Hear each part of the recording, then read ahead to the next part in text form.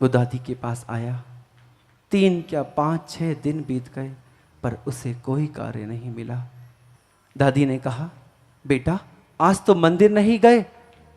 तो वो बोला, क्या फायदा मंदिर जाने से, भगवान मुझे कोई काम तो देते नहीं। इसमें अगर मैं मंदिर जाऊं तो उससे क्या होने वाला है? इससे तो अच्छा दादी शैतान है। जानती हो, शैतान काम भी देता है, पैसा भी देता है और नाम भी देता है।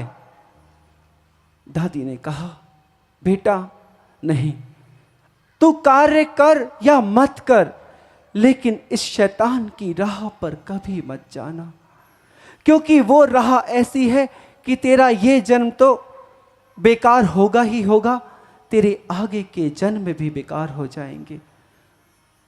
पर बच्चे की बुद्धि जब शैतानी ताकत बढ़ती है तो कुछ समझ नहीं आता। कितना भी ज्ञान दो वो बेकार ही लगता है।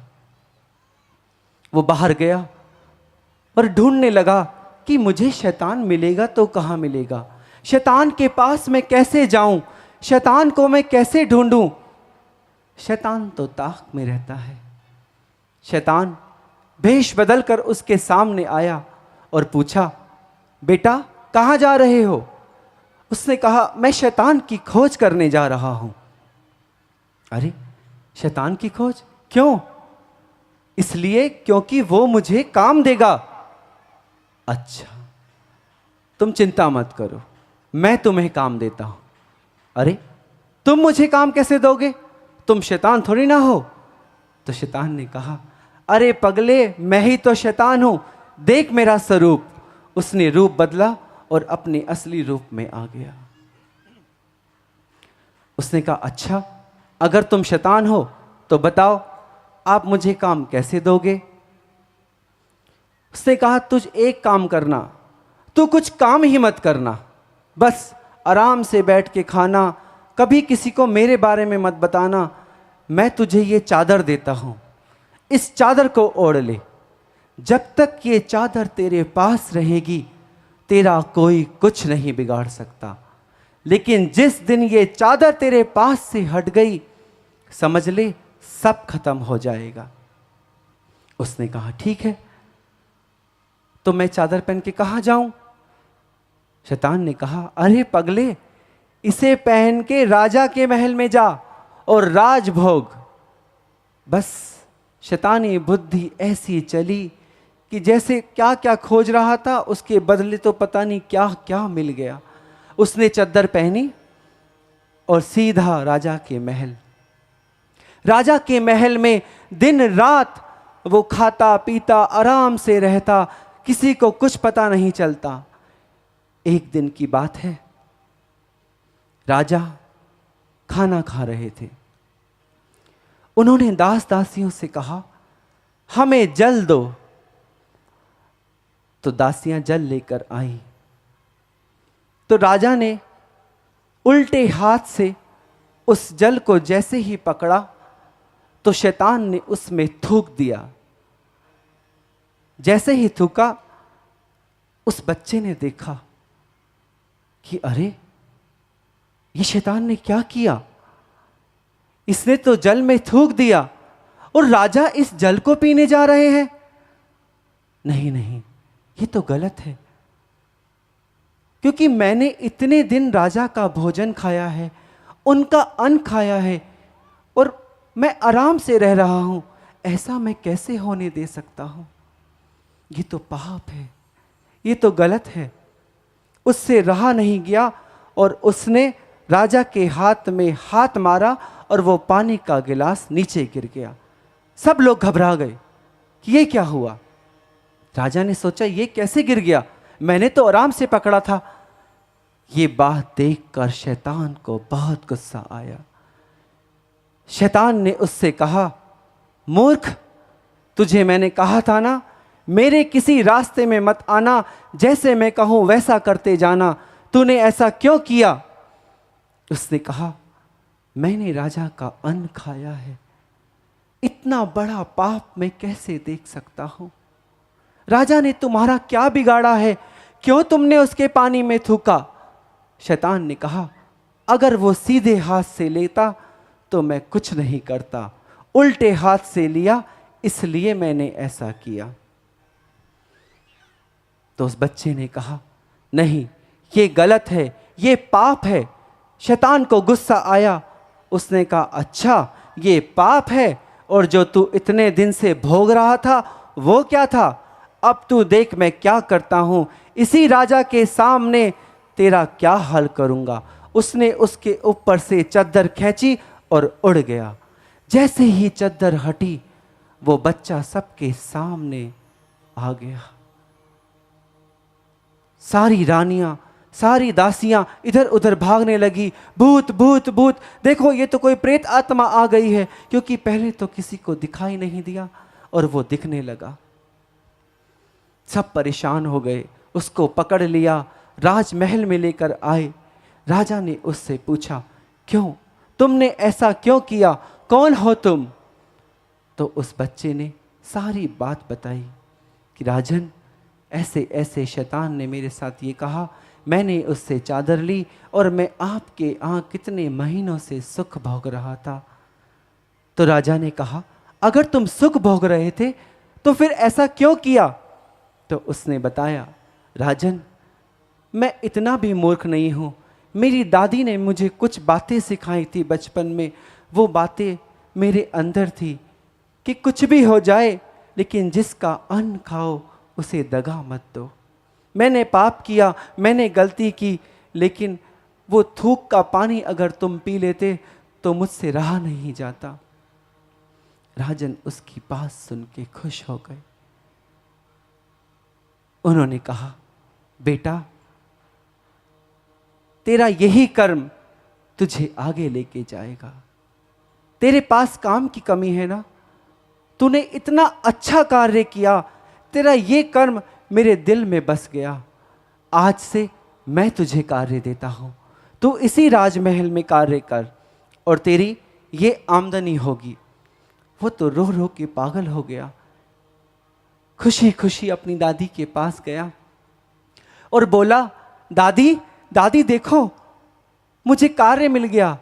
सारी बात उसने बताई, क्या क्या हुआ, कैसे कैसे हुआ।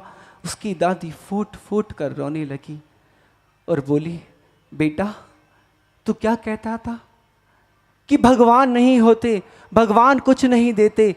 बेटा, तेरा जो रोज का वो एक कर्म था, एक कर्म, प्रतिदिन मंदिर जाना, प्रतिदिन मंदिर जाना, सुबह शाम उस परमात्मा को एक बार याद करना, सोच वो एक कर्म ने तुझे बचा दिया, क्योंकि वो संस्कार का बीज तेरे अंदर था। तू दुख में विचलित तो हो गया, शैतानी बुद्धि ने तुझे पकड़ लिया, लेकिन तेरे एक पुण्य कर्म ने तुझे उभार दिया। आज देख, तू कार्य मांगता था, काम मांगता था कि मुझे काम मिल जाए, लेकिन परमात्मा ने तुझे राजमहल में कार्य दे दिया। अब बोल, क्या दुख ही सब कुछ है?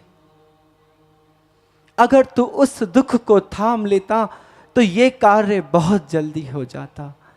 बेटा, ये जिंदगी में याद रखना, शैतान की राह कभी मत पकड़ना, क्योंकि शैतान हमेशा खुशियां तो बहुत देता है, लेकिन जब लेता है तो पूरा बर्बाद करके लेता है। प्यारे भाइयों बहनों, इसलिए हमेशा याद रखो कि दुख चाहे कितना भी आए, लेकिन उस दुख में इतने मत डूब जाओ कि आप अपने दिमाग और बुद्धि का इस तरह प्रयोग करो कि अपनी परेशानियों को दूर करने के लिए दूसरे का बुरा करो। अगर रोग आता है तो इतने साहसी बन जाओ कि रोग आए भी तो चला जाए, वो आपके शरीर पर हावी ना हो। उस पीड़ा को सहन करने की अगर शक्ति आपके अंदर आ गई तो जिंदगी में कोई दुख आपको नहीं हिला सकता, कोई परेशानी आपको नहीं हिला सकती। इस बात का हमेशा याद रखना। जय गुरुदेव। कुछ ही दिन शेष बचे हैं, फिर तो असा हुण जाना है। कुछ दिन के लिए आए थे, फिर चले जाएंगे। जितना ले सकते हो ले लो, अभी भी समय है। अपने आस पड़ोस रिश्तेदारों को जितना बुला सकते हो बुला लो, क्योंकि ये समय निकल गया, फिर ना जाने कब आएगा और वहाँ शायद आप आ भी पाओ या नहीं। इस बात का ध्यान रखना है। आज 2 उपाय हम आपको बताते हैं। किस किस की आंखें कमजोर हैं, हाथ उठाइए। जिस किसी की भी आंखें कमजोर हैं वो याद रखे, उसको 1 से 2 मिनट 3 मिनट तक, ये अंगूठा देख रहे हैं, इस अंगूठे को सामने रखना है। अंगूठे के नाखून को देखिए, धीरे धीरे इसे पास लाइए।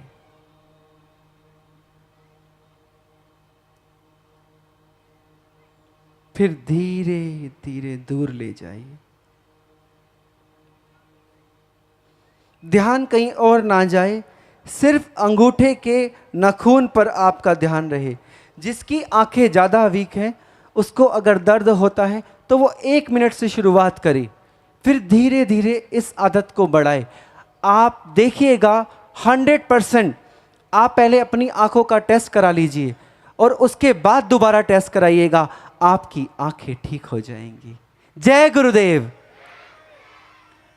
सभी लोग ये क्रिया करें तो उससे उनकी आंखों को बहुत आराम मिलेगा। किसी की आंखें बिल्कुल ठीक भी हैं, वो लोग भी कर सकते हैं। 1 मिनट रोज इस नाखून को, अंगूठे को बिल्कुल सामने रखना है, धीरे धीरे आगे लाना है और धीरे धीरे पीछे ले जाना है। इससे आपकी आंखें ठीक हो जाएंगी। दूसरा, जिसको पेट की शिकायत रहती है, एसिडिटी रहती है, या जिनके बाल झड़ते हैं, और आंखों के लिए भी गुरुदेव हमेशा हर शिविर में सबको बताते हैं कि आप लोग आंवले का चूरन, उसका उपयोग करें। रात्रि में अगर आप आधा चम्मच आंवले का चूरन गर्म पानी से पीते हैं रोज, तो आपकी अधिकतम बीमारियां पूर्ण रूप से खत्म हो जाएंगी। शुरू में थोड़ी दिक्कत आएगी, थोड़ा मन मचलेगा, कुछ अजीब सा लगेगा, एसिडिटी सी लगेगी, लेकिन धीरे धीरे अगर आपको उसकी आदत हो गई, आप देखिएगा आपको किसी डॉक्टर के पास जाने की जरूरत नहीं पड़ेगी। फिर आप हंसते हुए सत्संग में आएंगे और खुशी खुशी सत्संग से जाएंगे। दोनों हाथ ऊपर कर लीजिए। जय गुरुदेव। बोलो धरती माता की, अखंड महाखड़ी तपस्या की। जय गुरुदेव।